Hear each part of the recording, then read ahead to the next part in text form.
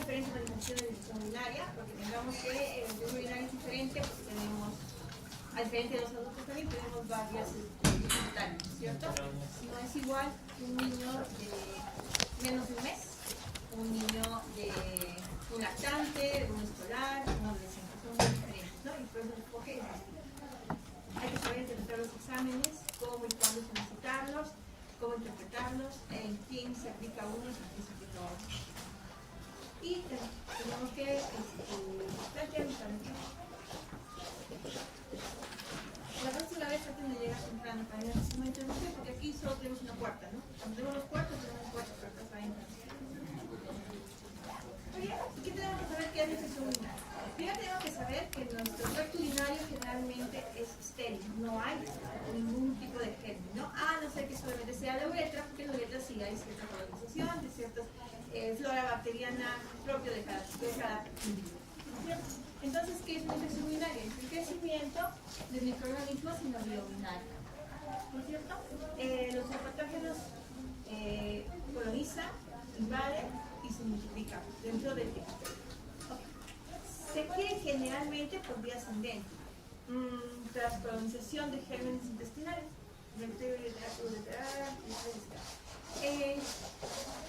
normalmente, como les he dicho, la uretra tiene su propia flora bacteriana, ¿no es cierto? Y cuando hay una alteración en esta flora bacteriana, pues parecen gérmenes que pueden ser patógenos para nuestro organismo y que pueden tener cierta virulencia, ¿no? Y que pueden colonizar, invadir y multiplicarse. Y de acuerdo al grado de inmunidad que tiene el paciente, puede localizarse solamente en el tracto inferior, que tendríamos ahí una infección de vía urinaria baja, o puede ascender hasta el parénquima, los cálices neuronales, produciendo una infección urinaria alta. Eso depende del estado militar del paciente. Ok, y bueno, también tenemos que ver que hay ciertos procesos invasivos que pueden promover la aparición de la infección urinaria.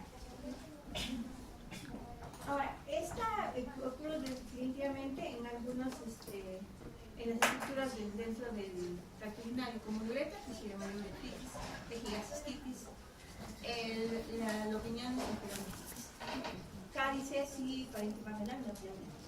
Ahora, puede ser sintomática o asintomática. Entonces, la infección urinaria es todos los eventos que ocurren luego de la colonización por ciertos gérmenes del tracto urinario, que estos pueden producir ciertos signos y síntomas que nos pueden decir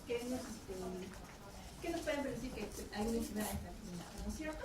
Y esto se puede identificar mediante la... Buenas tardes, disculpa, ¿cómo pasa? Yo no voy a explicar el más. Y esto se puede manifestar mediante un examen de orina tomado de una manera una forma de toma como esta. Muy bien. Epidemiológicamente tenemos que saber que en los menores de 6 meses las infecciones urinarias son más frecuentes en los varoncitos, ¿ya? Pero a medida que van creciendo se hace más prevalente en las mujeres. Más o menos el 5.8% es más frecuente en niños y la causa más frecuente de fiebre en fiebre sin foco en menores de 10 años. ¿Qué es fiebre sin foco? Es una fiebre, es una temperatura mayor de 38.5 en un paciente que tiene que por lo menos 3 días seguidos donde no encontramos un foco aparente. O sea, yo reviso todo y no encuentro. Entonces la causa más frecuente en menores de 3 años generalmente es la infección del tracto urinario. Ya en un 5.8% en infección del tracto. En menores de 6 meses, más frecuente en varoncitos, mayores de 1 año, más frecuente en mujercitas. Muy bien. También es mucho más frecuente en menores de 2 meses. Menores de 2 meses generalmente los niños hacen pielonefritis, y que ellos no se llaman pielonefritis, se llama sepsis, ¿no? Sepsis urinaria. Porque los niños no tienen su estado inmunitario maduro, por lo tanto no localizan enfermedades. Lo que hacen es sepsis, se disemina en todo el organismo. Por lo tanto, cuando veamos el cuadro clínico, vamos a ver que el cuadro es no es un cuadro muy florido, es un cuadro muy variable y nos podemos conseguir incluso de diagnóstico, ¿no? Muy bien. En un porcentaje, dice, muy desdeñable, es el evento centinela de neuropatía malformativa social. Entre 18 y 38% de pacientes entre 2 infecciones con mito febril que presentan un reflejo vesicular. Ya, ¿qué sucede? Cuando tenemos un evento de un paciente con cuadros febriles que corresponden a hitos recurrentes, más o menos un porcentaje entre 18 y 36% en mujercitas se debe a un reflujo vesicoureteral. O sea, podemos pensar que ese niño tiene un patrón de reflujo vesicoureteral y en un porcentaje de hasta 45% en varoncitos. ¿Por qué? Porque los varoncitos mayores de 1 año es mucho más difícil que hagan la infección del tracto urinario, ¿no es cierto? Y si no vemos ninguna malformación externa, entonces hasta un 45% podemos atribuirle a un reflujo vesicoureteral. Ok, es más frecuente en la raza blanca, es un caso más triste que la raza negra. Muy bien. Más o menos en un 12 a 30% de niños presentan una recurrencia durante 1 año tras el primer episodio de hipo. O sea, podemos esperar que de los 100 niños que han tenido infección del tracto urinario, 12 hasta 30 pueden hacer un cuadro recurrente.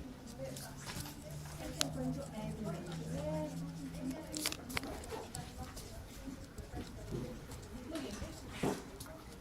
De estos, el 20% pueden desarrollar afectación cicatrizal parenquima. Y eso es justamente lo que queremos evitar. Y ese es el motivo por el cual tenemos que dar un diagnóstico oportuno y un tratamiento adecuado para evitar las cicatrices renales. Porque una vez que haya cicatriz significa que se han muerto varias unidades preventivas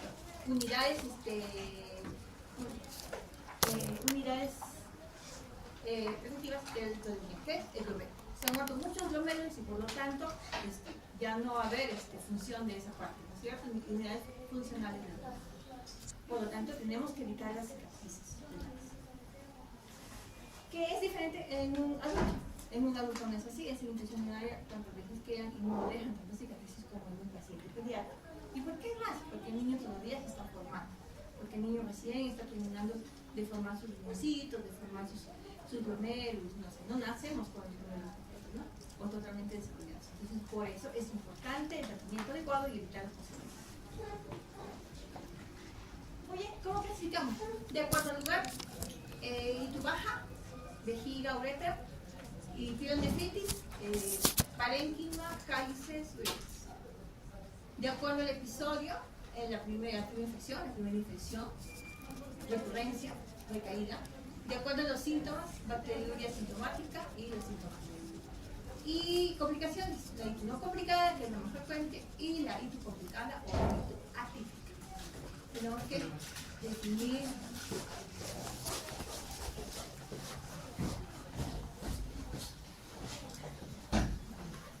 de acuerdo al sitio, fácil. Y tu baja está limitada pues a la vejiga, ¿no es cierto? Y al nivel. Ahí está. Generalmente las ITUs bajas se presentan más en niños continentes, mayores de 2 años. ¿Por qué? Porque ellos pueden manifestar que les duele, que les arde, que vayan varias veces al baño, ¿no es cierto? Mientras que los más pequeñitos no, es muy difícil poder identificar una ITU baja en un pequeñito. Más en ellos en las ITUs altas. Por lo tanto, síntomas de inflamación, síntomas funcionales como disuria, poliaciuria, urgencia menstrual y también hay bajo riesgo de lesión branquial, porque lógicamente la infección está localizada en la parte inferior, ¿no es cierto? Entonces no hay riesgo de que haya lesión branquial. Y la ITU alta es la gastritis aguda, es infección de tracto urinario superior que compromete parénquima renal. Dentro de ellos, el síntoma más importante es la temperatura. La fiebre mayor de 38 grados. ¿Sí? Es el signo más importante de una pielonefritis. Podemos decir que es una infección urinaria con repercusión sistémica. ¿Qué es repercusión sistémica? Fiebre, vómitos, dolor abdominal, a veces hacen cuadros de diarrea, malestar general, incluso pueden llegar a ser sepsis. Eso es una pielonefritis. Dolor lumbar agudo postervertebral. Hay alto potencial de daño renal y alto potencial de cicatrices. ¿Ya? Y lógicamente vamos a ver elevación de los restantes de fase aguda. ¿Okay? Aunque no está tanto como una sepsis, pero sí. De acuerdo al episodio, la primera infección, que ya saben que la primera infección de tracto digestivo. Y la ictus recurrente, que se define por cualquiera de las tres. ¿Entiendes? 2 episodios más de ictus o más de un ictus alta, un episodio de ictus alta y 2 bajas, o 3 de ictus baja. Eso es una ictus recurrente.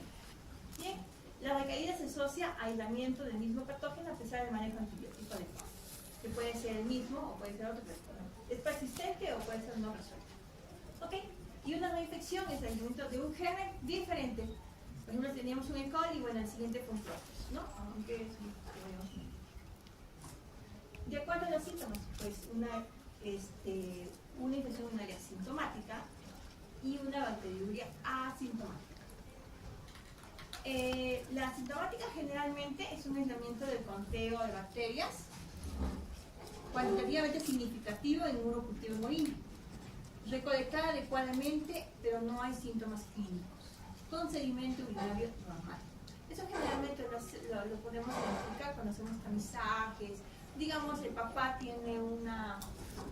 Bueno, yo tuve un paciente en la mañana. Es un paciente que ha sido trasplantado. ¿Ya? Entonces tiene problemas renales y no se sabe, probablemente sea autoinmune el papá, ¿no? El papá del niño. Entonces, lógicamente, yo tengo que hacer tamizaje con el pequeño. ¿No es cierto? Tengo que hacerle todos los exámenes de función renal, tengo que hacerle el examen de orina y eso lo juzgo. Si en ese caso me salía, no tiene ningún síntoma, si en ese caso me saldría positivo, diríamos una bacteriuria asintomática. ¿Ok? Listo. Porque generalmente cuando hacemos tamizajes, hacemos tamizaje porque tenemos síntomas de sospecha, ¿no es cierto? Y generalmente son sintomáticos. Eso significa que hay colonización de la vejiga por bacterias no virulentas o bacterias patógenas atenuadas por el huésped. Eso vamos a ver por qué. Muy bien.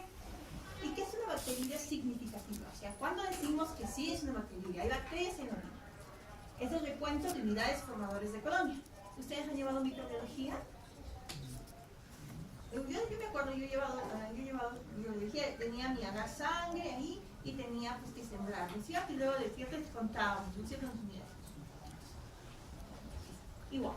Entonces, la definición de bacteriuria significativa es de acuerdo a la toma de muestra, ¿ya? Porque tenemos varias maneras de tomar la muestra. Generalmente el más común en los continentes es el chorro medio, ¿no es cierto? Y ahí es positivo cuando tenemos 50.000 a 100.000 unidades formadores de colonia. En los pacientes pediátricos no continentes podemos usar el de cateterismo vesical, o sea, con sonda, ¿no es cierto? Previa una limpieza. Cuando tenemos más de 10.000 unidades formadores de colonia, decimos que es positivo. Y la última es la punción suprapúbica, que es bastante dolorosa, duele más que poner el catéter. Entonces, no usamos mucho, pero a veces en pacientes muy delicados se puede usar, ¿no es cierto? Basta uno y decimos que es positivo, que se supone que adentro debe ser todo estéril. Entonces, y de acuerdo a las complicaciones decimos una itis no complicada, que bueno, afecta al tracto urinario bajo, morfología y función renal normales, son inmunocompetentes, generalmente mayores de 2 años, síntomas adicionales, buen estado general y restantes de fractura negativa. Una itis no complicada. Una itis complicada, menor de 2 años, síntomas de pielonefritis, deshidratados, malformaciones urinarias asociadas, alteración mecánica o funcional renal y falla del procesamiento de 48 centímetros. ¿Y qué estoy describiendo? Probablemente una itis, aunque hay más componentes que una. Dentro de las itis complicadas hay 2 complicaciones que se pueden dar. Uno es el absceso renal y otro es la nefritis local. Los abscesos son muy raros en los pacientes, ¿ya? Sin embargo, una nefritis también es una infección, una inflamación de cierta parte del riñón, ¿no es cierto? Entonces, los abscesos son muy raros. Generalmente eso se da en pacientes que tienen uno, que sea un germen no E. coli, o lo otro es de que sea un paciente no inmunocompetente, con algún tipo de inmunosupresión. Puede ser adquirido o puede ser congénito. En los pacientes, en los pediátricos existen los dos. Muy bien, entonces tenemos que ver etiología. ¿Cuál es el germen más frecuente? E. coli. E. coli es el germen más frecuente de una infección de tracto urinario. llegando un 80% en niños y hasta un 90% en niños. ¿Ok? Entre bacterias y coli. Muy bien, entonces, de 10 al 15% de restos se distribuye en Klebsiella, Proteus, Stellamoniae, Enterobacter, Streptococcus, etc. ¿Ya? Pero la más frecuente es E. coli. ¿Por qué? Porque es una enterobacteria que está cerca, el ANE está cerca al meato urinario, entonces por continuidad se trata más. Es cierto que también las otras enterobacterias pueden producir infecciones urinarias. Sin embargo, el E. coli tiene ciertas características que le hacen más propensas a producir infecciones urinarias. ¿Ok? En los recién nacidos, como ustedes saben, los recién nacidos hacen sepsis y ellos hacen infecciones urinarias por diseminación hematógena. Por lo tanto, cualquier germen puede ser. ¿Y cuáles son los 3 gérmenes más frecuentes en un paciente neonatal?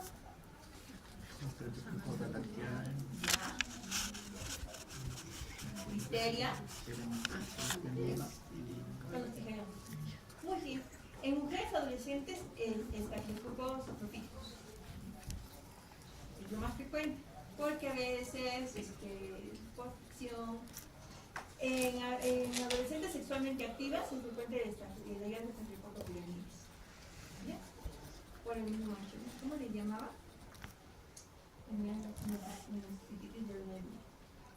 En lactantes menores de 3 meses y niños con enfermedades neurológicas, el enterococos 10 meses.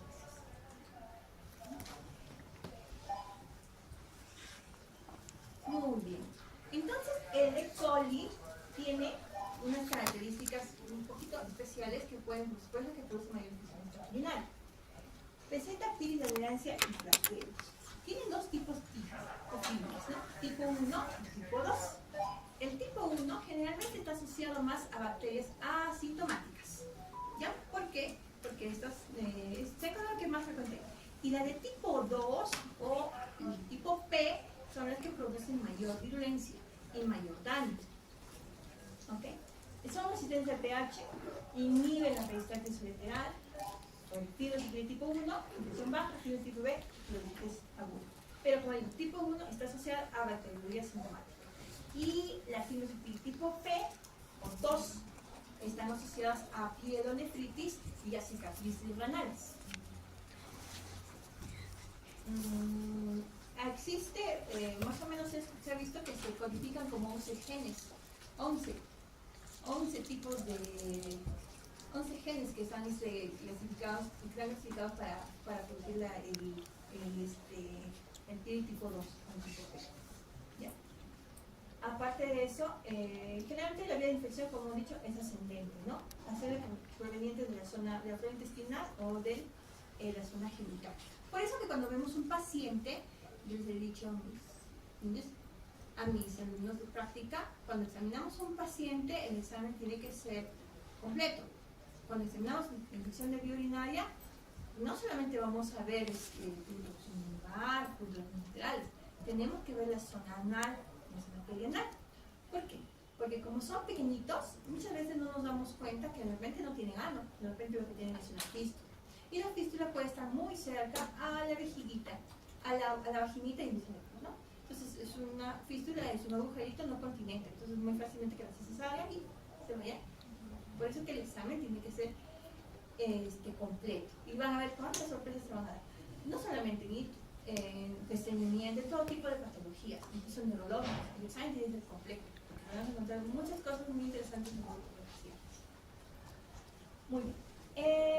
Hematógenas generalmente en sepsis, estafilococcus, pseudomonas, salmonella. ¿Quiénes son esos que pueden producir eso? Generalmente los pacientes que están hospitalizados. Pacientes que han sido hospitalizados, por ejemplo, por neumonía, ¿no es cierto? Y en algún momento va a ser bacteriemia y puede producir también urinaria. Por ejemplo, los pacientes que te hacen bronquiolitis se complican en función del tracto urinario, que puede ser por bacteria o puede ser también viral. Los virus son muy poco frecuentes y casi escasos. El adenovirus es uno de los más frecuentes que pueden producir el tracto urinario, pero no es tan florido como una bacteria. Entonces, pacientes que son hospitalizados, pacientes que son inmunocomprometidos, VIH, síndrome de Down, PCI, desnutridos, esos pacientes van a ser generalmente de secreción hematógena, ¿no? Y por lo tanto probablemente no vamos a encontrar un E. coli, sino otro tipo de germen, como Pseudomonas, Klebsiella, Protozoa. Y por continuidad, ¿no? Por continuidad con cómo monitorear las siguientes. Ok. ¿El E. coli qué pasa?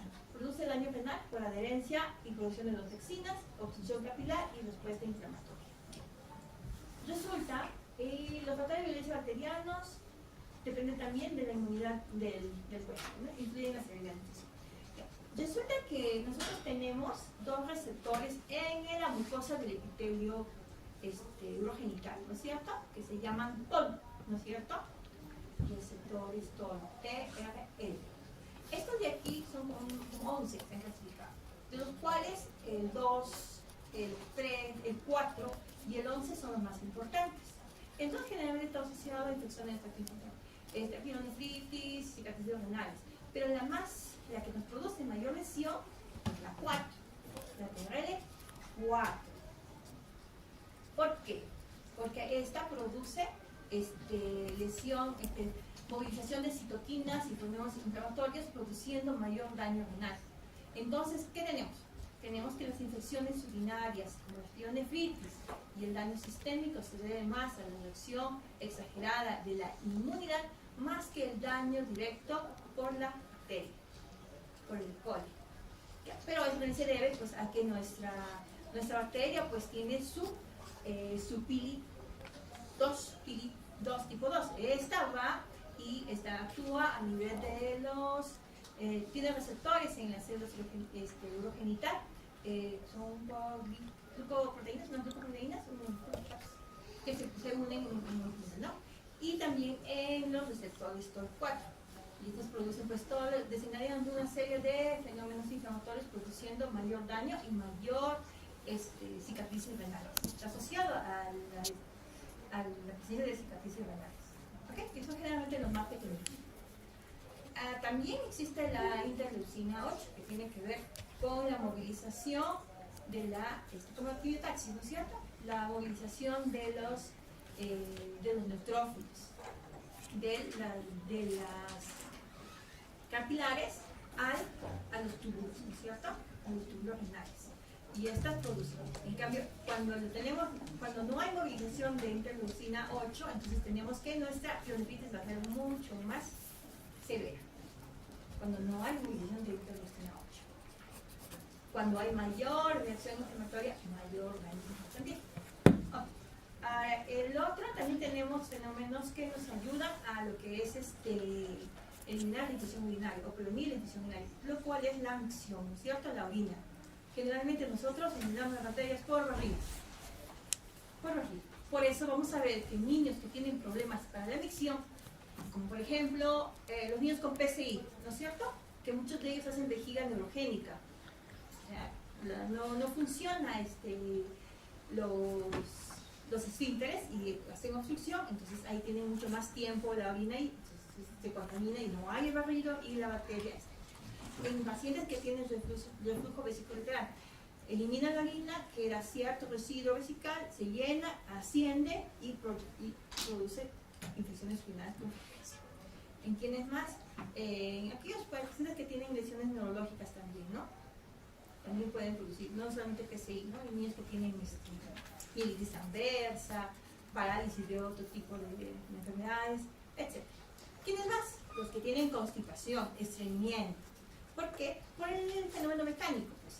Se llenan las heces en el recto, obstruye la salida, se mantiene la vejiga llena o hay residuo y este residuo se va, hay gérmenes que van ascendiendo, se va contaminando y asciende nuevamente. Entonces también pueden producir lesiones, pueden producir diseminación ascendente de la bacteria.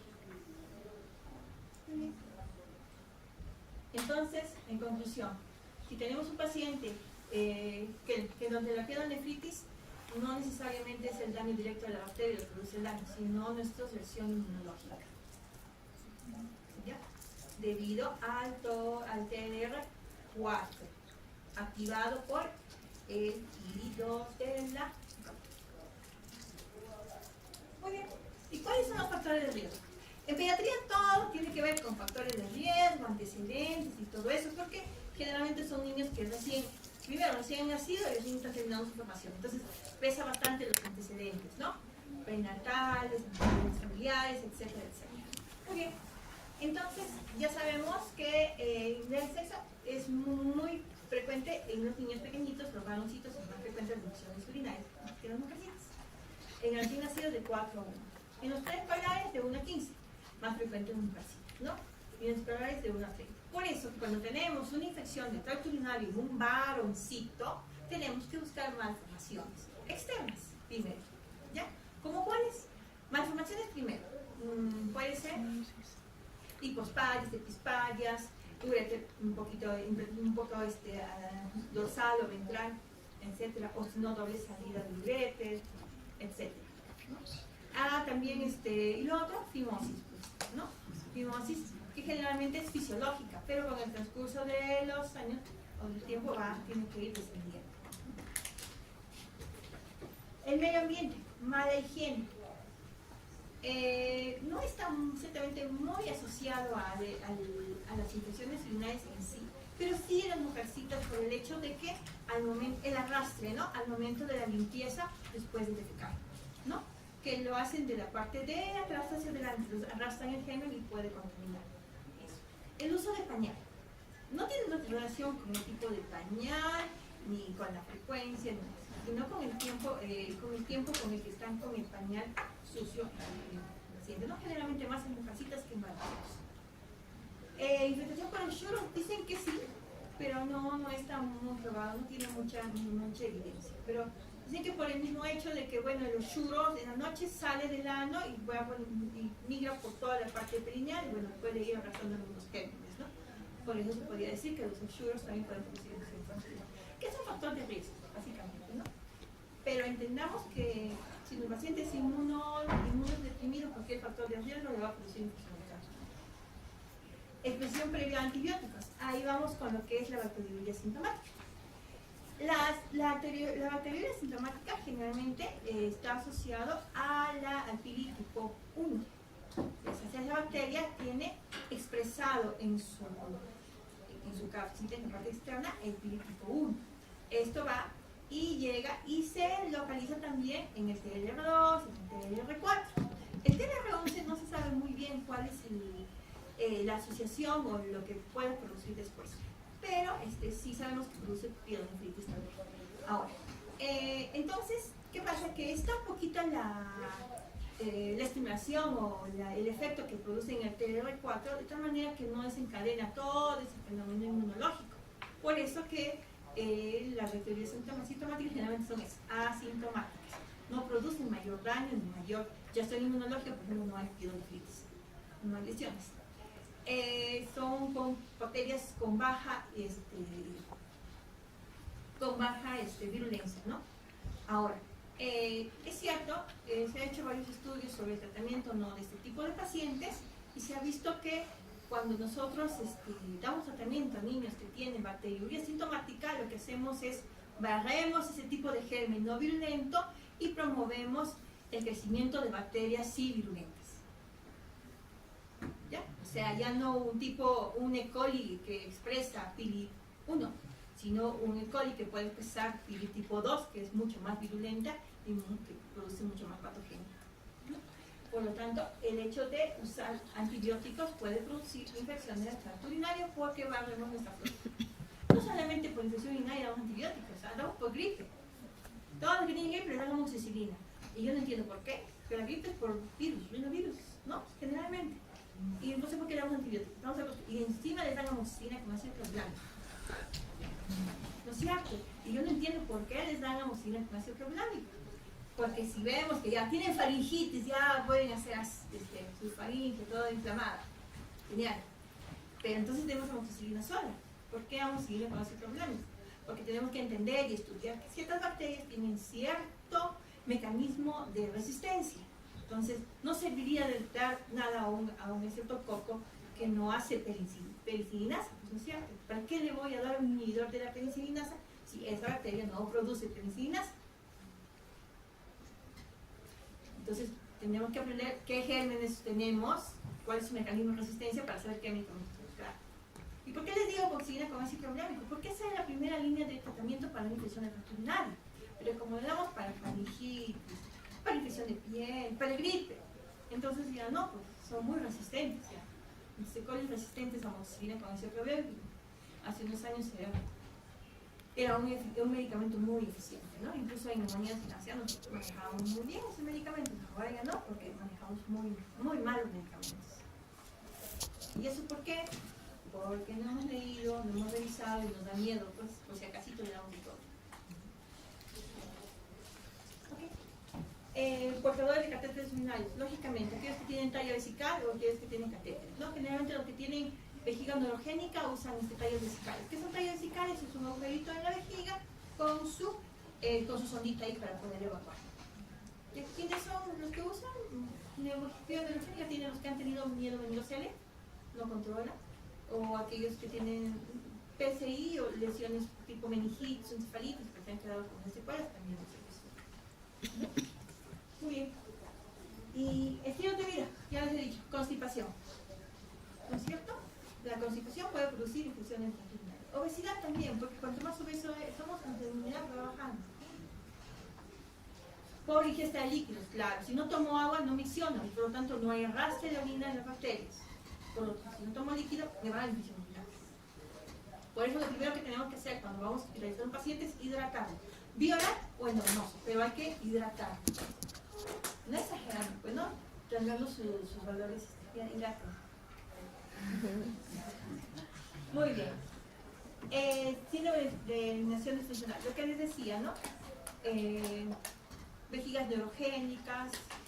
Lo otro son los niños que ustedes tienen hermanitos, tienen primitos, hijos.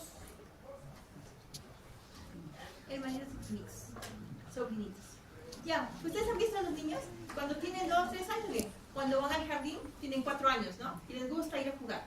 Y si están jugando, se olvidan de ir al baño, se olvidan de comer, se olvidan de dormir. Pero lo más importante es que se olvidan de ir al baño. Entonces tienen más tiempo reteniendo la orina. Y eso les está produciendo mayor tiempo de la orina en la vejiga. Y si hay un germen que ha ascendido, entonces tenemos caldo de cultivo para nuestro urinario. Por eso es más frecuente en los niños, en los preescolares y escolares, las infecciones urinarias por eso, más que nada en mujercitas, ¿no? Las niñas se olvidan y se. Una vez me llegó una niña que tenía, ¿cuántos años tenía? 5. No, tenía 7 años. Me la trajo de emergencia el profesor, porque se quejaba de dolor abdominal, se quejaba demasiado. Y entonces, dijimos, es una apendicitis, pues se acuerda que un dolor abdominal aparatoso es muy grave. Entonces le eché y empezamos a realizar. Pero qué sorpresa, tremendo globo vesical. ¿Qué pasa? La niña se aguantó tanto que le empezó a doler mucho la boca. Y cuando empezó a misionar, pues le dolía mucho, ¿no? Estaba haciendo una cistitis. Pero eso pasa más en los pacientes, los escolares, los preescolares, ¿no? Porque se distraen, no van a. Les dicen la hora de recreo para ir al baño, no, ellos se van a jugar o a comer. La actividad sexual en adolescentes también. Sabemos que los niños cada vez el despertar sexual es mucho más temprano, ¿no? He tenido pacientes de 10, 11 años gestantes, por lo tanto relaciones sexuales que se realizan a los 9 años, 10 años, ¿no? Muchos de ellos son trata de personas, de blancas, ¿no? Prostitución. Pero algunos no son así, gestantes de 12, 13 años, entonces en ellas vamos a ver que si tienen relaciones sexuales con frecuencia van a tener infección de tracto urinario, ¿no? Por la fricción o por el arrastre. La lactancia materna sí está probado que es un factor protector para la infección urinaria. ¿Por qué? Por las inmunoglobulinas que tiene la leche materna. Por eso, más que nada. La fimosis, se puede decir que si un paciente está haciendo una infección del tracto urinario a repetición, febril, a repetición, o sea, pielonefritis, se le puede aconsejar que sí pueda hacer una cirugía. Pero si no es así, no tanto, porque van a esperar hasta los 4 años incluso que pueda volver. ¿O qué podemos hacer? La retracción de manera farmacológica, ¿no? Porque no sirve de operar. ¿Ustedes han visto cómo operar? Ustedes han hecho cirugía 1, ¿no? Cortan y bajan todo y después se bajan. Y después yo he hecho los controles y el tirón de glande está desde arriba, ¿no? Ya no tiene perfusión que le cubre. Pero bueno, en todo caso, La indicación sería, la indicación sería, pues, siempre y cuando nuestros pacientes estén haciendo infecciones del tracto urinario recurrentes, febriles, ¿no? Con el riesgo de que hagan cicatrices renales, y ahí podría estar indicado hacer una cirugía, pues, para bajar el flujo. Dice que no febril presenta 8 veces más prevalencia de un niño con dificultad. Eso es lo que dice la teoría, ¿no? El reflujo vesicolateral también es frecuente. En esos hay 8 veces a más veces de infección de tracto urinario. A repetición. Legión neurogénica, en el que hemos dicho. Y cuando tenemos historias de familiares con infección de tracto urinario o reflujo vesicolateral, entonces en esos niños es un factor de riesgo urinario. Por eso le decía, ese niño que vino porque su papá le han hecho un trasplante renal, entonces ese niño hay que ver qué factor de riesgo tiene ese niño, porque puede ser que sea algo inevitable, ¿no? ¿Y cuáles son las manifestaciones clínicas?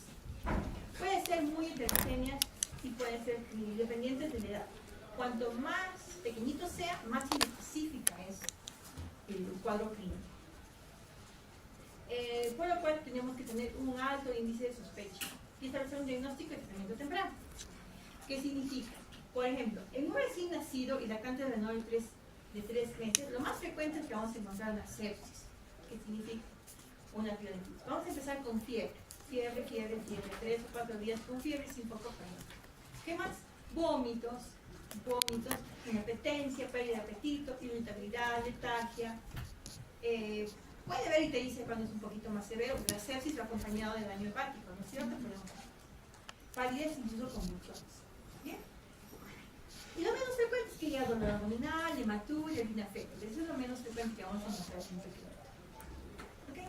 En lactantes mayores de 3 meses y 2 años, lo mismo. Fiebre, primera causa de fiebre sin foco, hiporexia, falla de medro. ¿Qué es falla de medro, chicos? ¿Saben qué es falla de medro? Ya, a ver, ¿qué es falla de medro?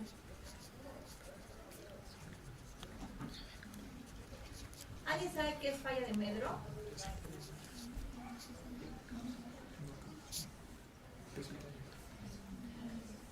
Percentalla debajo del percentil, ¿no es cierto? Que le corresponde de acuerdo a la edad, en 2 o 3 controles. Lo que quiere decir que mi niño no está creciendo, porque no está creciendo, estamos 2, 3, 4 controles y no está creciendo. Entonces esto puede ser producido por una infección de tracto urinario. Cuando traigan a sus pacientitos, ustedes lo vean, la mamá les diga, ¿sabe qué, doctora, le estoy pasando? ¿Por qué no está ganando peso? Porque no está adaptando bien. Entonces, y si no tiene nada ya revisado, podrían sospechar que tenga una infección del tracto urinario. Hacemos examen de orina o incluso un cultivo. Dolor lumbar, letargia, irritabilidad, síntomas urinarios es poco frecuente. En preescolares y escolares, ahí sí vamos a encontrar síntomas urinarios. Y ahí sí vamos a encontrar puñeperfusión lumbar, puntos laterales, fisuria, poliacuria, es mucho más. ¿Ya? Porque generalmente se manifiesta con más florido el cuadro de una ITU baja, ¿no es cierto? Pero también puede haber una ITU alta, ya con fiebre, vómito. Okay.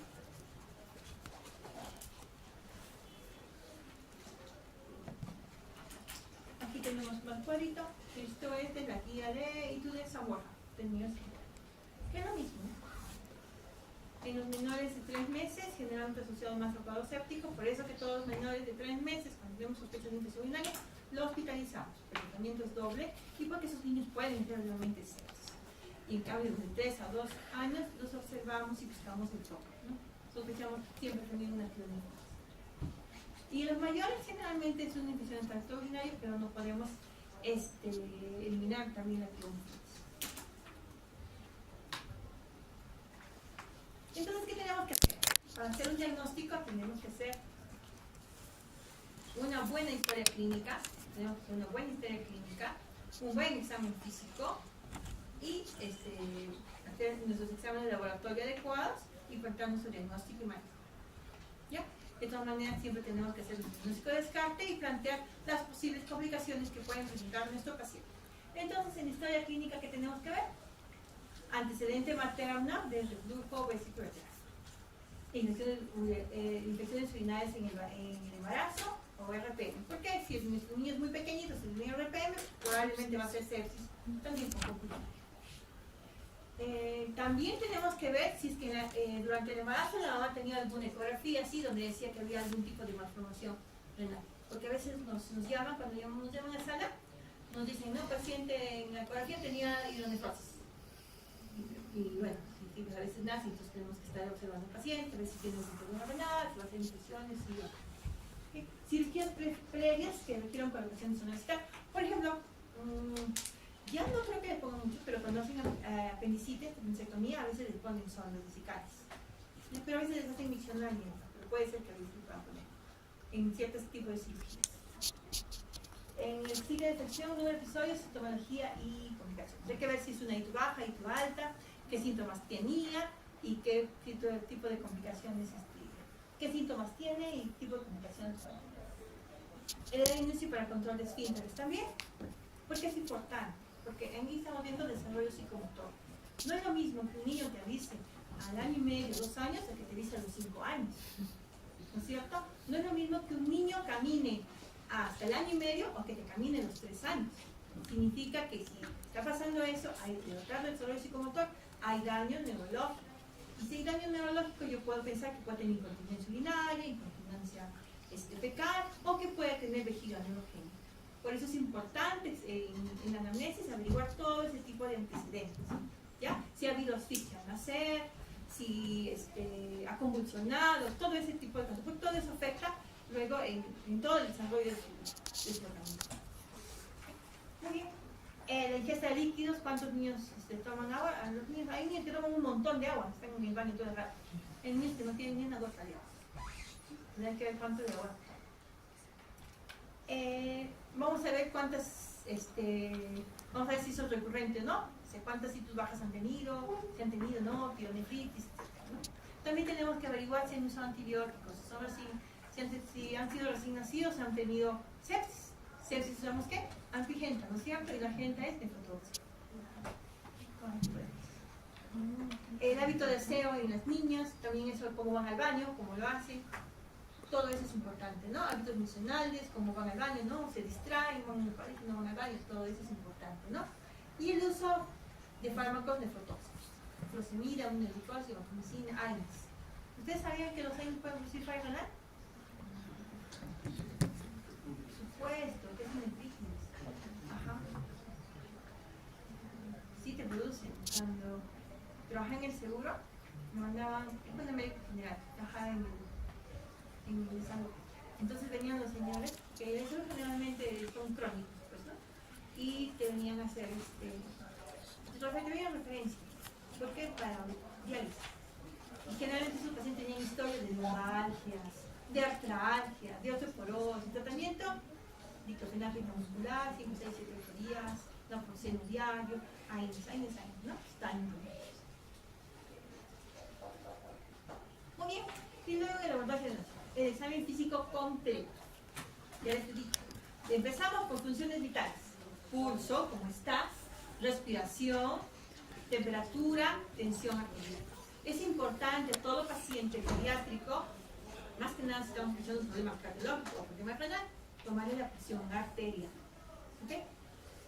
Y que nosotros tenemos que plantear según nuestras tablas, porque no es igual un niño con 90-60, si tiene 3 años, está haciendo hipertensión arterial, pero un adulto es normal.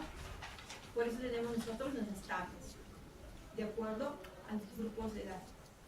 Para todo tenemos tablas, no es igual el PAM de un neonato prematuro 20, para un adulto es 20 está en shock, ¿no es cierto? O para un niño grande es en shock.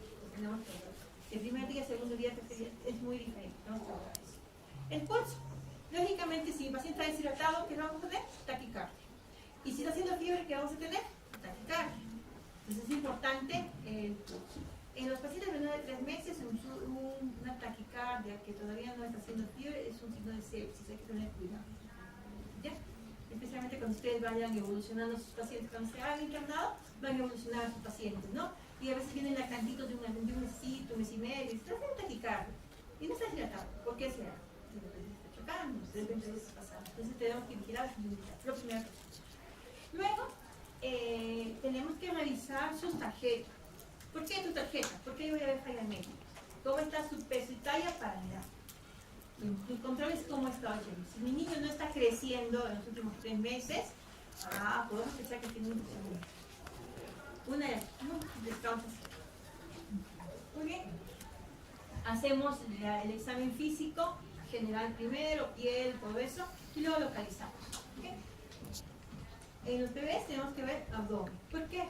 Porque puede ser que nuestro niño tenga una masa, un microblastoma, ¿cierto? Puede ser que tenga globo vesical, puede ser que tenga algún absceso, una masa en el septum. Por eso es muy importante el examen de abdomen. ¿Qué más? También la columna vertebral, ¿qué ven así? Una cosita, ¿no? Entonces puede haber un miedo meningocele. Por lo tanto, va a tener probablemente una lesión neurogénica, retención urinaria, y estamos viendo que eso es un factor para hacer infección urinaria. Entonces hay que revisar todo.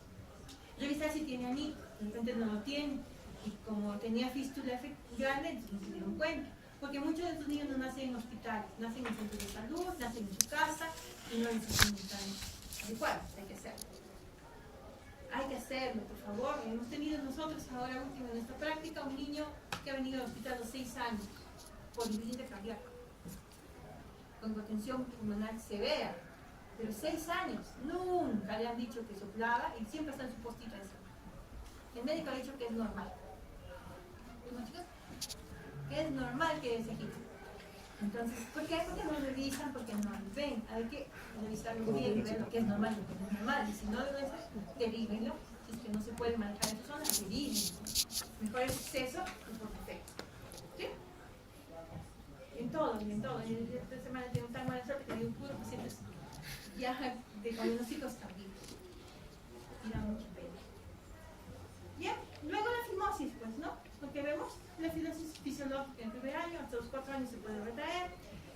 Si no, se puede usar betametasona en la parte de prepus, para ayudar. Si no, ya lo último es simple, ¿no? Siempre y cuando se está asociado al riesgo de cuadros frecuentes de infección. Definitivamente los niños que hacen infección de tracto de vías urinario siempre tienen algún defectito más. Entonces, cuando le decía, cuando van al hospital y hay niños hospitalizados, la mayoría tiene, o sea, no son niños normales. Es como en el COVID. ¿Nos hemos muerto nosotros? No. ¿Nos ha dado COVID? A muchos se les ha dado. Como una enfermedad y se estaba enfermo. ¿Por qué? Porque tengo un sistema inmunitario adecuado y mucha gente no lo tiene. Son personas que siempre se están enfermando.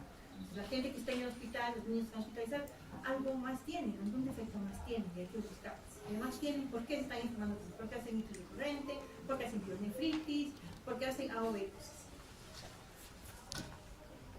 Muy bien, entonces vamos a los exámenes sociales. Ya hicimos nuestra anamnesis, ya hicimos el examen físico y entonces encontramos el examen fisiológico. Entonces, ¿qué hacemos? Todos tenemos en un centro de salud la tira rápida, ¿no es cierto? ¿Y qué tenemos ahí? La leucocitoesterasa. ¿Qué es la leucocitoesterasa? Es una enzima que produce los neutrófilos y esos son detectados por la tirita reactiva, que es muy fácil de ubicar en todas partes. ¿Okay? Entonces, es una señal indirecta de leucocitura. Es muy sencillito, pero poco específica. Luego tenemos la prueba de nitritos. Existe algunas bacterias en la cabeza, el E. coli, que reducen los nitratos a nitritos.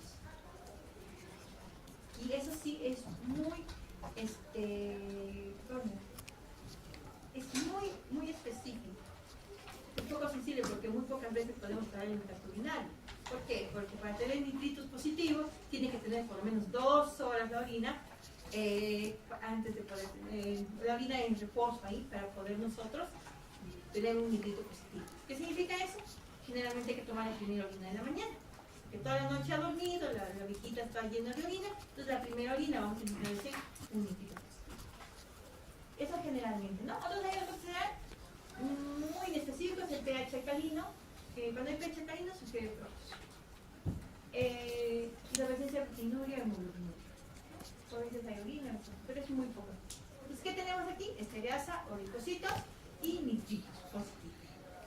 ¿Okay? El sedimento urinario, leucocituria, dice que puede ser 5 o más con muestra no centrifugada o 10 a más cuando la muestra está centrifugada.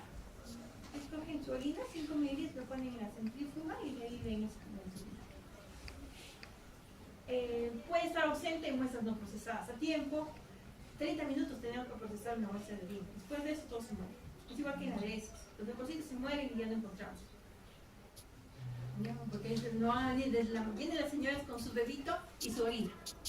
Pero como han hecho la cola y todo, y están 2 horas, pues ya no me sirve esa muestra. ¿Ok? Cuando hay muestras insuficientes, cuando la densidad urinaria es muy baja. Muy bien, entonces tenemos en la tira reactiva, si tenemos nitritos positivos y esterasa positiva, tenemos una sensibilidad de 80 al 90%, especificidad de 60 al 98%. ¿Por qué más que nada? Entonces, ¿qué hacemos? Iniciamos tratamiento, porque probablemente sí es un tratamiento. Si tenemos nitritos positivos y esterasa negativos, tenemos probablemente una infección de tracto urinario, porque tenemos nitritos. Entonces, tomamos el cultivo e iniciamos tratamiento. Si tenemos nitritos negativos y esterasa positiva, solo si hay síntomas podemos iniciar tratamiento. Pero si no tenemos síntomas, tal vez podemos tomar una nueva muestra o observar. ¿Ok? Y si los dos son negativos, no es así. ¿Ya? Está descartado.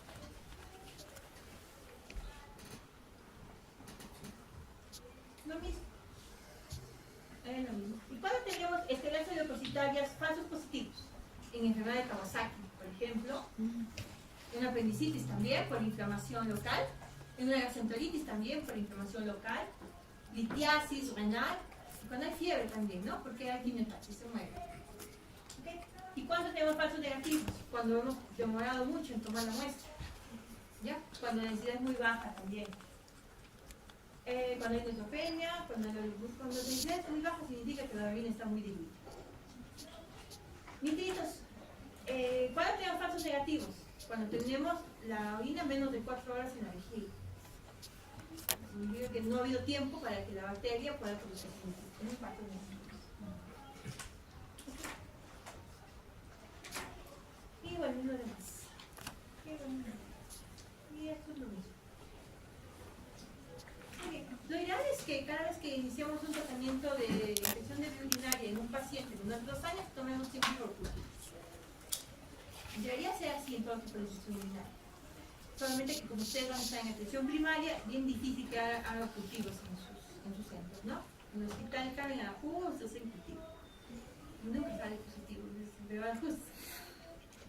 Pero en los centros de salud es mucho más difícil. Pero sería lo ideal mandar a hacer un cultivo, porque nosotros iniciamos tratamiento empírico y después de ahí tenemos que dar tratamiento ya definitivo con nuestro cultivo. Muy bien, en menores de 3 meses con sospecha de ITU o fiebre roja es obligatorio. ¿Ya? Cuando iniciamos tratamiento para sepsis en un menor de 3 meses, siempre hacemos cultivos, copro, uro. Siempre le pedimos IM. 3 cultivos tenemos que hacer. En mayores de 3 meses con una ITU alta, tenemos que hacer urocultivo. En niños con sospecha de enfermedad bacteriana sistémica, una enfermedad bacteriana seria. O sea, por ejemplo, ayer en la noche he visto un niño, tenía 2 años, 3 meses tenía, 2 años 4 meses. Me dio junto con una chica, nosotros iban convulsionando. La chica tenía 6, creo, y no sé, pensé que hermano. Y le digo de chiquito, convulsionando. Un niño que estaba convulsionando. Y la única historia que tenía la señora es que tenía fiebre. Cuando llegó tenía 40 temperaturas. Y llegó convulsionando. Ya, hizo una convulsión febril compleja, porque convulsionó ahí, luego convulsionó en el centro y estaba haciendo calculación en la técnica. ¿No es cierto? Y ya no había trastorno celular. Y buscar, no tenía diarrea, no tenía nada. Entonces probablemente está haciendo una infección bacteriana seria y por eso estaba convulsionando, ¿no? Probablemente, porque ¿cuál sería el foco de la fiebre? Con más de 40 de temperatura no voy a pensar que sea viral, probablemente sea bacteriana. Entonces en ese paciente sí está indicado hacer todos los exámenes y pedir también cultivos, porque puede ser foco urinario, puede ser una encefalitis, puede ser una anemia, cualquier cosa puede ser. ¿Ya? Entonces en esos pacientes vamos a pedir puro cultivo. Infecciones en tracto urinario recurrentes, sí, en eso sí tenemos que pedir cultivos. ¿Ya? Y bueno, y con examen de orina tiene bacterias. Por ejemplo, mi niño tiene toda la clínica de una infección del tracto urinario, pero está todo negativo. O sea, su orina, todo está, hay que saber. Más todavía si es pequeñito.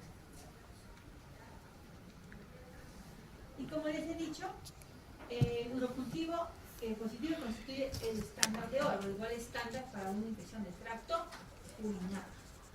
Eso es. Para el diagnóstico de generalmente tenemos que hacer de manera estéril, ¿ya? Dice que se puede conservar el refrigerador hasta 24 horas, de 2 a 8 grados centígrados. ¿Ya? Pero lo ideal es que tú tomes la muestra y lo siembres,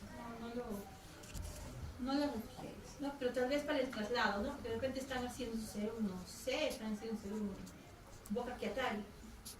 Oh, no llego ahí, yo estamos ya, oh, ni más a fondo. Ahí puedes tomar tu muestra y ir con tu y hasta llevar a tu hospital. Podría ser. Mejor te llevas a tu paciente. Claro. Entonces eso, ¿no? En niños que controlan esfínteres, ¿qué hemos dicho? Tenemos que ver los niños continentes y los niños no continentes. Los continentes son aquellos que nos avisan, nos dicen ya cuándo van a miccionar. Y los no continentes son los bebés que miccionan en su pañalito. ¿No es cierto? Entonces en los continentes generalmente preferimos el chorro medio. ¿Ok? El chorro medio. O como se llama, el chorro expectativa. ¿No? Estamos esperando que orine y apenas orina necesitamos capturar. Estamos a la expectativa, se dice. Y en los niños no continentes preferimos para un cultivo, para un examen de orina, para un tamizaje, para ver si tiene infección urinaria. Viene mi niño con fiebre, tiene 6 meses, tiene fiebre ya 2 días, su gargantita todo está bien, ya le voy a pedir un examen de orina, solo un examen, entonces le pongo su bolsita colectora. Pero solamente para emitir el reactivo, para el experimento. Pero si yo voy a pedir un cultivo, lo ideal es hacer cateterismo. ¿Ya? Con cateterismo hacer el cultivo a ese bebé. En el hospital siempre hacemos con cateterismo para el cultivo. ¿Ya? Y si bueno, y si es un niño que está muy grave, está muy mal, tiene algún así, si no podemos hacer cateterismo, hacemos pulsión. ¿Ya? Y ya les he dicho cuáles son los valores. Para los, ¿cómo aquí está? Pulsión suprapúbica, cualquier color. Con cateterismo, mayor de 10 mil. Para chorro medio o a la expectativa, 50.000 a 100.000 unidades moderadas. ¿Okay? Falsos positivos cuando está contaminado, cuando no limpiamos bien. No hay secreción de contaminación con antisépticos utilizados, errores de laboratorio también.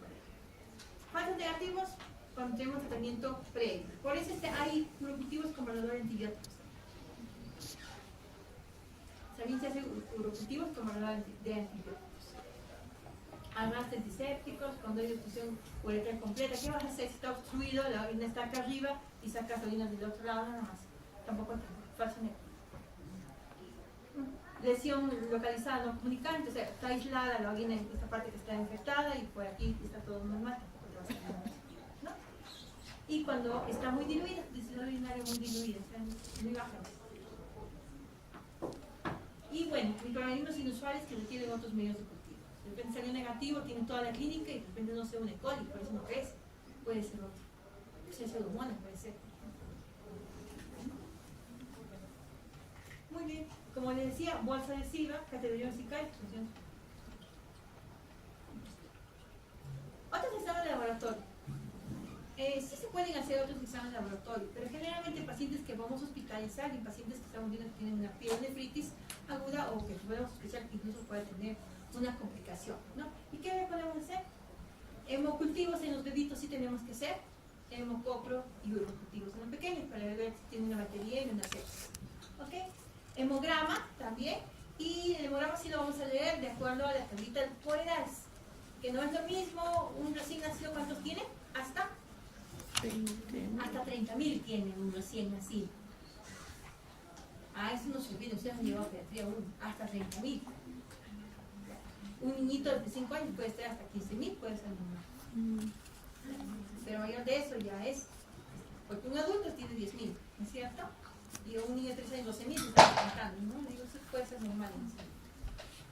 Siempre y cuando no haya variación de la fórmula, ¿no? No tengamos abastonados, no tengamos segmentados. En velocidad de segmentación mayor de 10, Proteína C reactiva, mayor de 20. Hipocalcitonina, mayor de 0.5. Valoramos creatinina cuando nuestro paciente está muy afectado. Si está haciendo sepsis, si una pielonefritis muy mal, entonces tenemos que ver si está haciendo fallas renales. Y para eso necesitamos ver creatinina. Interleucina en orina, interleucina podríamos hacer. Pero también podemos hacer cierto tipo de diagnóstico con imágenes, que es lo último que se está usando ahora. No sé si han leído, hay una guía, la guía española de intestinal, son 308 hojas. Pero está bien bonita, yo recomiendo que la lean. Y ahí recomienda el uso de imágenes también para el diagnóstico de intestinal. Y lógicamente que hay indicaciones, no al primero que encuentre le vas a hacer, ¿no? Menor de 3 meses sí hay que hacerlo. ¿Por qué? Porque no puede ser una infección urinaria de la nada y tiene que ver teniendo una malformación congénita. De repente tiene un solo riñón, de repente tiene absceso, no sé, eso hay que hacer. Muy bien, entonces, ¿para qué hacemos la ecografía? La hacemos para el diagnóstico de malformaciones renales, ni el 15%. No es útil para el reflujo vesicoureteral porque se supone que está en movimiento, no se puede hacer, no me sirve. Pero sí me sirve para ver si tiene riñón, si tiene uno solo, si tiene hipertensión baja, etc. Y también nos puede servir para ver la diferenciación córtico-medular. ¿Ya? Que también eso tiene tablitas de acuerdo al grupo de edad, ¿no es cierto? Pero cuando se ve que está muy adelgazado para la edad del paciente, entonces se puede ver que sí está haciendo atrofia cortical, está haciendo pielonefritis y que probablemente nos esté dejando cicatrices renales. Que eso ya lo vamos a ver con la ecografía. ¿Sí? Entonces la ecografía nos sirve para eso, que es el primer examen que podemos pedir. Bien, según la guía NICE, se recomienda después del primer evento de ictus febril en menores de 6 meses. Si tenemos una pielonefritis en menores de 6 meses, hay que hacerse. ¿Ok? Y pacientes que tienen una ictus recurrente, definitivamente hay que hacerlo. Eso según la guía NICE. Y según la Academia Americana de Pediatría, después de la primera infección intestinal febril, de 2 hasta 24 meses. O sea, todos menores de 2 años que hacen pielonefritis, hay que hacerle una ecografía para descartar malformaciones congénitas. Dice que durante la ecografía de la fase aguda se puede ver es un poco difícil, pero sí podemos buscar características de infección urinaria típica, que vamos a ver acá es una ¿ya? Y posterior a la fase aguda se recomienda para la diferenciación córtico-medular. La ureterocytografía miccional, esto se hace con contraste y es un tipo de radiografía. Esta sí se hace para detectar reflujo vesicoureteral, que tenemos en niveles, del 1 hasta el 4. Cuanto más alto es el nivel, mayor probabilidad de que hagamos infecciones de tracto urinario y mayor probabilidad que cuando haga infección de tracto urinario nos deje cicatrices renales. Entonces se puede hacer para el diagnóstico. Este es el gold estándar para diagnosticar el flujo vesicoureteral. Bien, indicaciones, recomienda menores de 6 años con una ictus atípica o recurrente. O niños de 6 a 3 años con una ictus atípica o recurrente también. En Asociación Americana de Pediatría, recomienda de 2 a 24 meses después de la segunda ictus febril. O después del primer ictus con malformaciones. Si ya hizo su ecografía y tiene malformaciones, ¿no? También hay que hacer eso, también puede ver. Muy bien. ¿Qué vamos a encontrar? Vamos a encontrar reflujo, valvas de uretra posterior, anomalías ureterales, a veces los ureteres están rígidos, son 2, a veces están implantados muy abajo, etc. ¿no?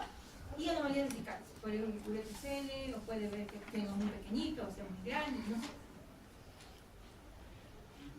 Y esto es el gold estándar para una pielonefritis aguda. Creo que no lo podemos hacer porque lógicamente es caro. Pero en el seguro, en el radio también sí hay, ¿no? Pero lo usan más que nada para pacientes con cáncer. Muy bien, laboratorio NICE con. Se considera actualmente el gold estándar para detectar afección renal, ¿no? En la pielonefritis.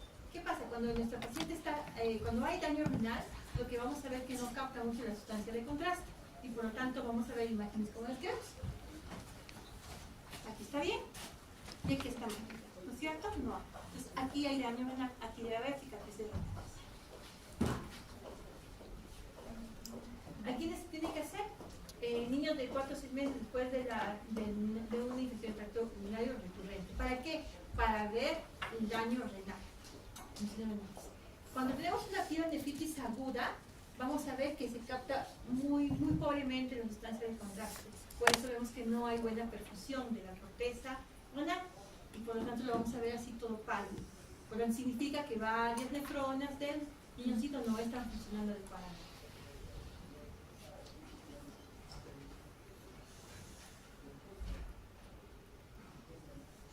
Muy bien, esto es el reflujo vesicoureteral, vemos del 1 al 4. Más o menos nos interesa el del 3 al 4 porque ahí podemos usar profilaxis urinaria, que está muy discutido.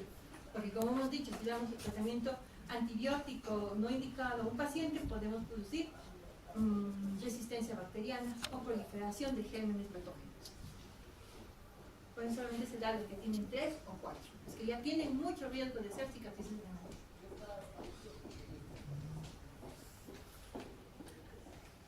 Aquí está con la tomografía como cuándo de nacer.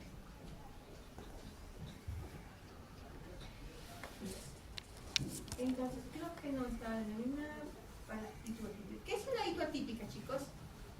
Podemos hablar. La infección, la hitoatípica está definida como una infección del tracto urinario que no sea tratamiento después de 48 horas, que no cede la fiebre en después de 48 a 72 horas de tratamiento. Por ejemplo, tengo a Susanita que ingresó, tiene 1 año y medio, entra con 40 de temperatura y he iniciado ceftriaxona, ¿ya? A dosis para el tratamiento de biurina 50 por kilo de peso y estamos en el tercer día y sigue con fiebre. Entonces ahí puedo sospechar una hitoatípica.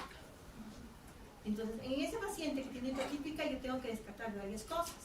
¿Qué tengo que descartar? Que puede haber una complicación como un absceso renal, por lo tanto le tengo que sacar una ecografía para descartar un absceso renal, ¿cierto? En ese paciente también tengo que ver cómo está su función renal, porque me puede empezar a hacer falla renal. Entonces, ¿qué tengo que hacer? Urea y creatinina, para ver si hay daño renal, ¿cierto? Para ver función renal. Luego de eso, ese paciente también me puede estar haciendo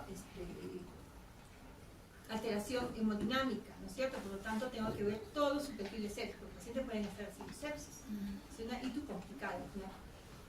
Luego otro, tengo que reclamar su cultivo, porque una hitoatípica también es un germen diferente al E. coli o un E. coli B. ¿Por qué? Porque tengo que rotar antibióticos. Eso es una hitoatípica. ¿Ya? Eso es lo que tienen que saber. Y más que nada les digo así, porque cuando ustedes ven un paciente que no es de tratamiento, ustedes tienen que pensar, también puede ser esto, también puede ser. Entonces tienen que ampliar sus estudios para ese mismo. Porque te puede ser hitoatípica en el primer episodio de infección urinaria. Entonces ustedes tienen que descartar rápidamente, porque si no lo hacen pueden haber secuelas. ¿Sí? Las cicatrices renales y la función renal alterada. Muy bien, entonces ¿qué hacemos en una hitoatípica? Una ecografía renal y vesical.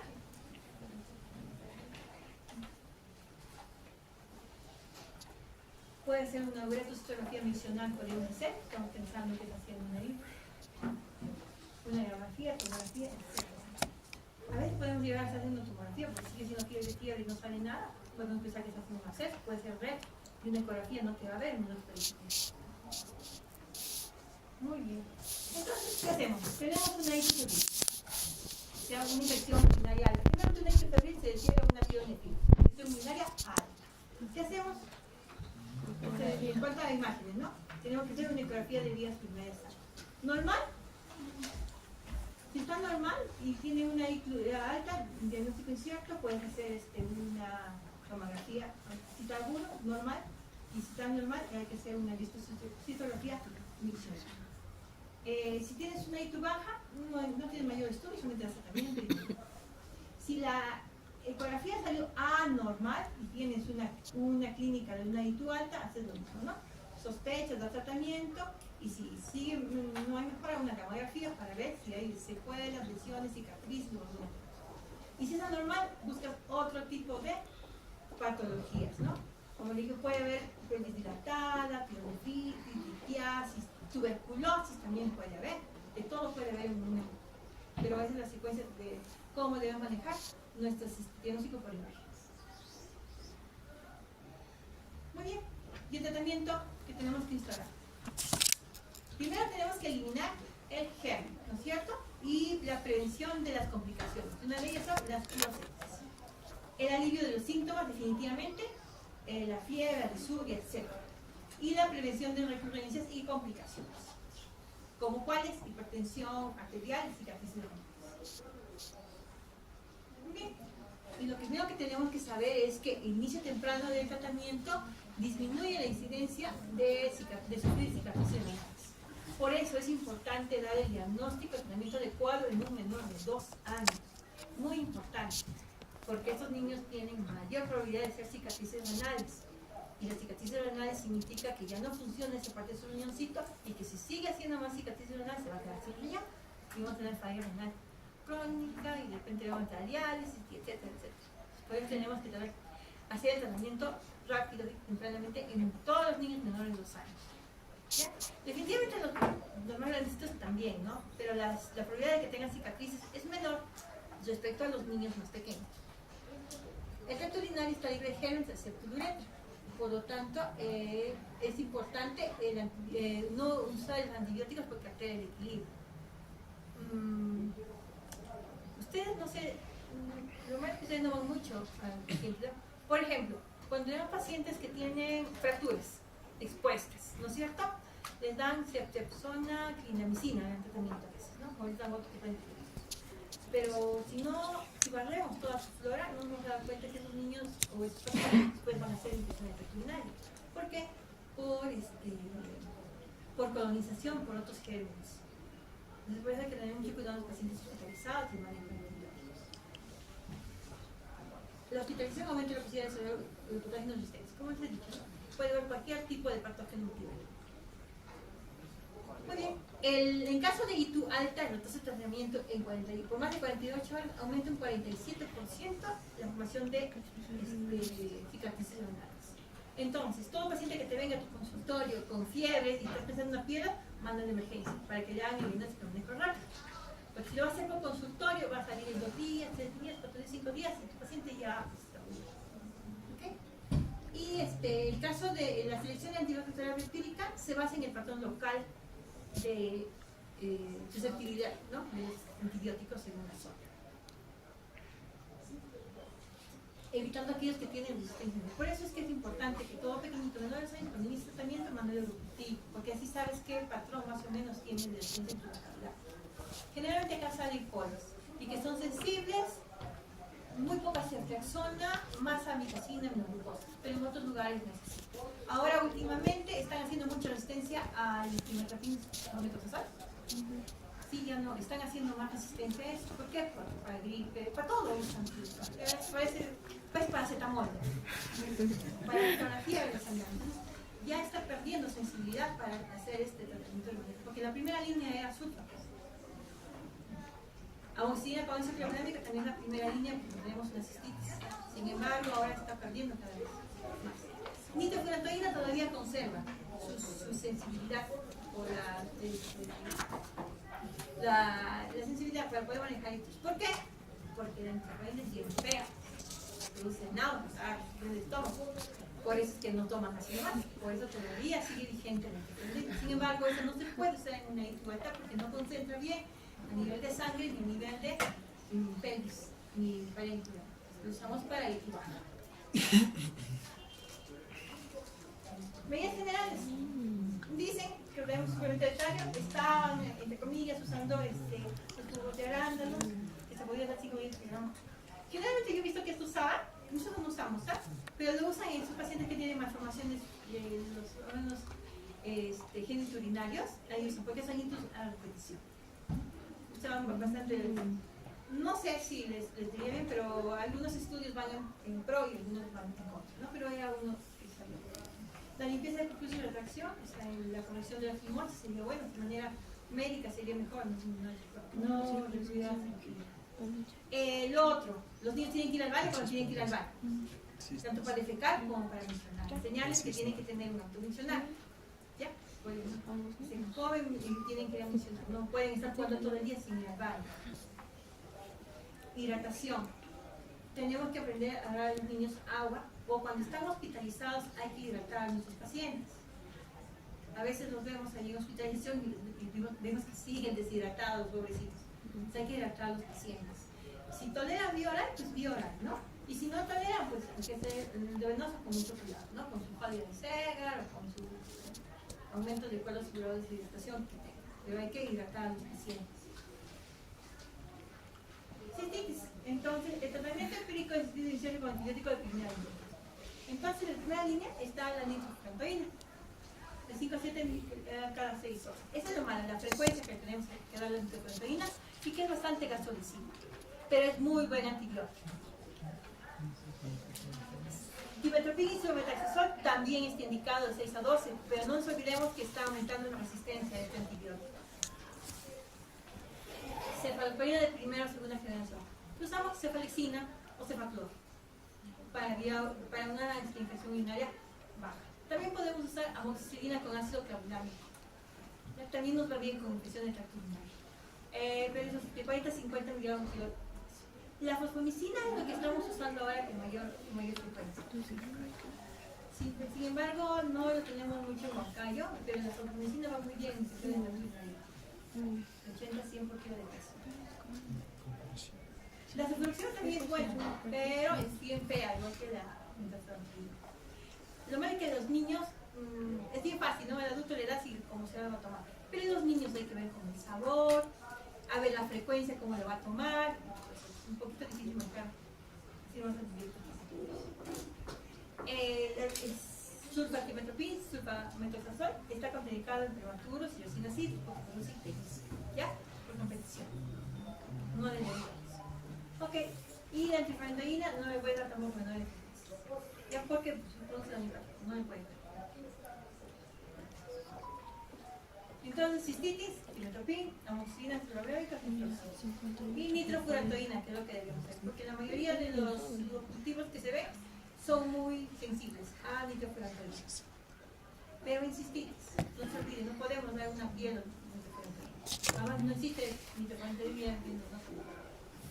Cuando tenemos una pielonefritis, una hito alta, podemos dar tratamiento también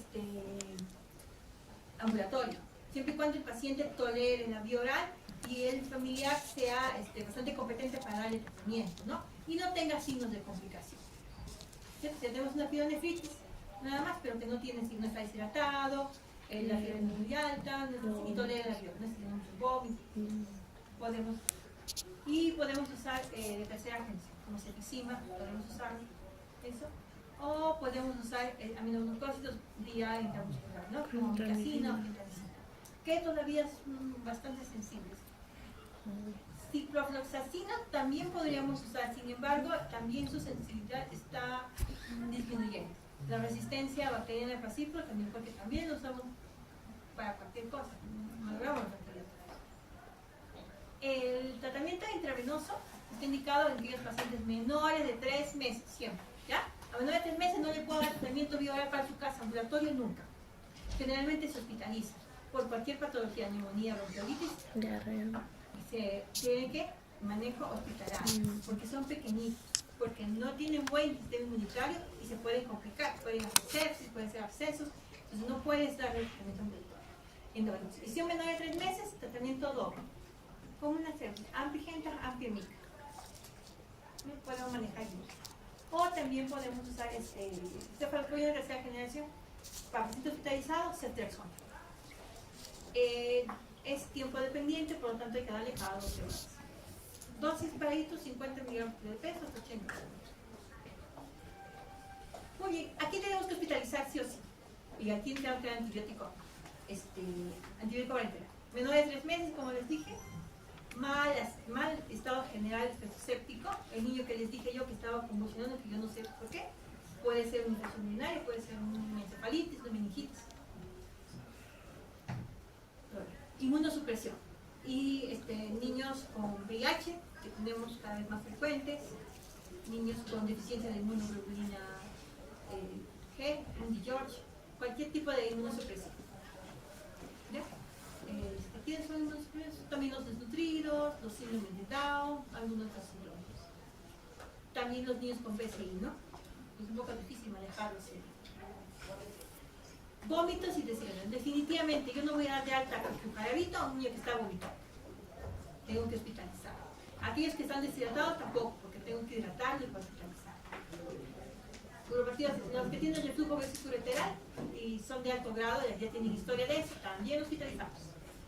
Aquellos que tienen sospecha de hito atípica, como les dije yo, fiebre mayor de 48 horas, a pesar que le he dado tratamiento. Tengo que hospitalizar. Muy bien. Como les dije, de menores de 3 meses, tratamiento local. Esas son las tareas que pudieron ser. Es igual, se aproxima, se aproxima. Amicacina, gentamicina, ceftriaxona.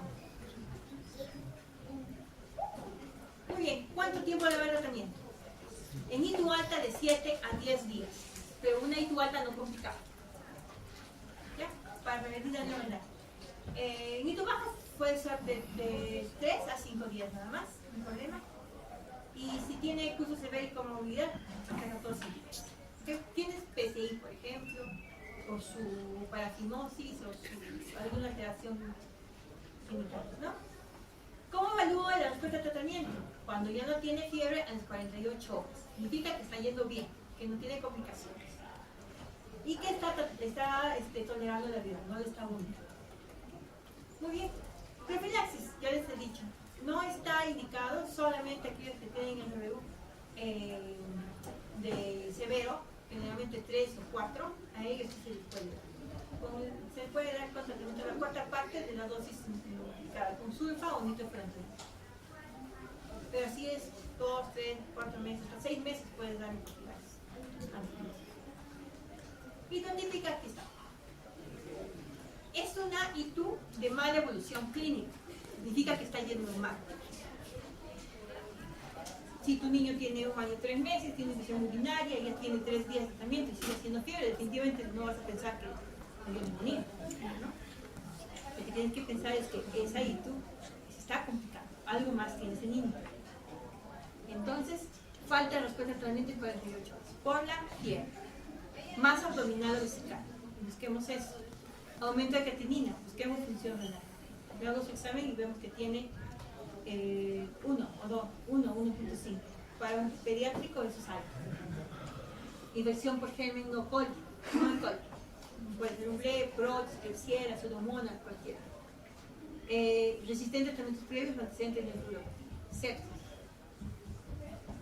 Tasa de filtración no disminuida, oliguria. El paciente no está orinando, a pesar que está haciendo, el paciente está haciendo una muy bien. Profilaxis medicamental se refiere al uso del fármaco para reducir el grado de infección. Y hemos dicho, no está comprobada su eficiencia. Hay gran riesgo de condensación de géneros multiresistentes. Y generalmente se usa en una sola dosis nocturna, una sola vez. ¿Ya? Y 1/3 o 1/4 parte de la dosis nocturna. Usamos cefalexina, sulfa o nitrofurantoína para hacer profilaxis. Ahí está todo el cefalexina. Generalmente lo que vamos a usar es eso. ¿En quién está? 3 y 4 durante un año hasta que se evalúe el 90 grados de ¿ya? Y niños varones con 4 y 5, un año hasta que se evalúe de nuevo el grado de reflujo vesicular. Muy bien, entonces tenemos un cuadrito. Menores de 10 años. Fiebre sin foco, irritabilidad, vómito, letargia, somnolencia, rechazo de la toma, ictericia prolongada, ¡pam! Recogemos orina. Si me viene un niño así, recojo orina. Método, de acuerdo a la edad del perro. De acuerdo a la edad. Diagnóstico no urgente, no continente, sondaje vesical. Diagnóstico urgente, sondaje, lo tenemos que sondar, porque lo veo mal, lo tengo que sondear para sacar su muestra. Y ahí nomás le hago su examen y le mando urocultivo si me sale positivo. No urgente, no continente de bolsa perinatal. Estudio básico de la orina urinaris. Mayor de 2 años, fiebre abdominal, dolor, vómitos, malestar, igualito, pienso una fiebre, diagnóstico continente de orina con micción media, recogida chorro medio. Y le hago el examen de orina. Muy bien. nitritos, esteraje depositaria, tinción Gram, sedimento urinario o cultivo. Por favor, si tú mi saquito puedo pasar. Gracias. Como hemos dicho, Gram negativo, Gram positivo, nitrito y esteraje depositaria positivo, quito y prueba de tratamiento. Nitritos sin Gram, probable iniciar tratamiento o mandar nitritos negativos, esteraje depositaria positiva, veo clínica, y si tiene clínica, inicio tratamiento, y si no hay clínica, observa. Negativo, no tiene infección en el muy bien. Obtenemos un cultivo por sondaje vesical. Si es negativo, evaluación clínica, veremos por qué también está así, ¿no es cierto? Y si es positivo, y estoy confirmada, y damos tratamiento de acuerdo al cuadro clínico, ¿no? Si es pequeñito, lo hospitalizo, y si es grande y tolera la vía oral, le doy tratamiento ambulatorio, pero lo cito en 2 días para ver cómo está. Ya no es que le doy 7 días, señor, venga, y el tercer día está boqueando. No, siempre los pacientes pediátricos se les cita a los 2 o tercer día para evaluar cómo está. ¿Ya? ¿Cuándo mando a neurología? Aquellos pacientes que tienen hidrotípica, aquellos que están haciendo vicio recurrente, aquellos que tienen falla renal ya, hipertensión arterial. ¿Ya? ¿Qué vemos nosotros en atención primaria? Primer episodio, sin recurrencia, con anomalía estructural resuelta, de repente tenía fimosis y ya lo operaron y se solucionó. ¿Okay? Y cuando hay seguimiento mayor de 6 meses, a veces el neurólogo te manda a hacer seguimiento, entonces usted está haciendo seguimiento y los 6 meses está devolviendo. Porque no vaya a ser que usted lo mande, si no, ya no, que te mandé, no vuelvo a verte nunca más. No, a veces lo devuelven y a los 6 meses tratan de control. Entonces ustedes tienen que hacer un seguimiento mensual, a ver cómo está señora, cómo está creciendo, cómo está su tallita, cómo está esto, aguanta la infección, le hago los exámenes, seguimiento. ¿Ya? Por favor, no me lo abandonen a los niños, lo mandan.